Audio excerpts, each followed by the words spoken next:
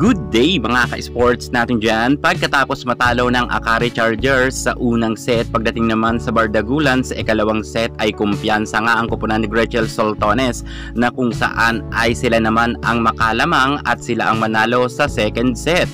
Kitang-kita naman natin na talagang nakikipag-Bardagulan itong si Gretchen Soltones. Maganda talaga ang gising ni Soltones kung saan naman si Barbie Ivy Lacsina ay medyo ibinabangko muna at ang talagang nakikipagpukpukan ngayon ay itong si Eli Soyod at ito ngang si Soltones. Samantalang medyo nagiging ma-error talaga ang nasabi nating Petrogas Angels kung kaya minsan ay nakakalamang nga ang Akari Chargers. Well, bago magtapos ang first technical timeout, lamang lang naman ang Akari Chargers ng 1 puntos. Kanina nga ay 4 na puntos ang kalamangan ng Akari, ngunit pagdating sa duluhan na laban ay burado nga yan kay Myla Pablo at kay Puntillas. At eto na naman tayo, titignan natin kung hanggang sa dulo ba ay ilalaban ito ni Gretchen Soltones dahil mainit ngayon itong si Brock Van Sickle.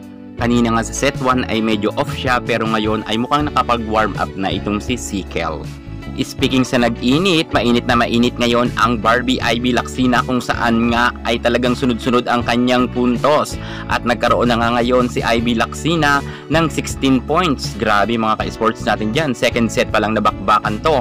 Mukhang nakapag-warm up na rin ang ating Myla Pablo dahil tinapatan niya ang Barbie ng Akari kung saan si Pablo ay nagkaroon na ngayon ng score ng 15 points. Grabe ang palitan talaga ng scores ni Myla Pablo at ni Barbie Ivy Lacsina. Talagang patatagan sila ng loob pagdating sa duluhan ng laban. Bagamat nauna nga ang nagkaroon ng set point ang Akari Chargers, ngunit hindi dito pumayag si Aiza Maiso Puntillas at si Myla Pablo na ganun-ganun na lang ibibigay sa kanila ang scores.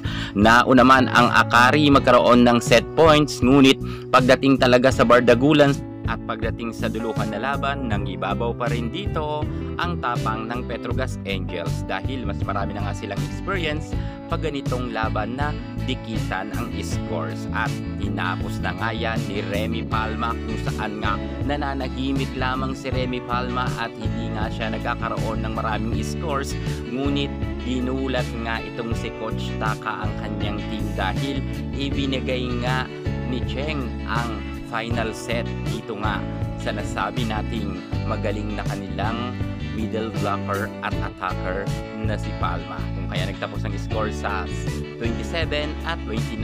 Congratulations, dalawa na ang panalo ng Angels.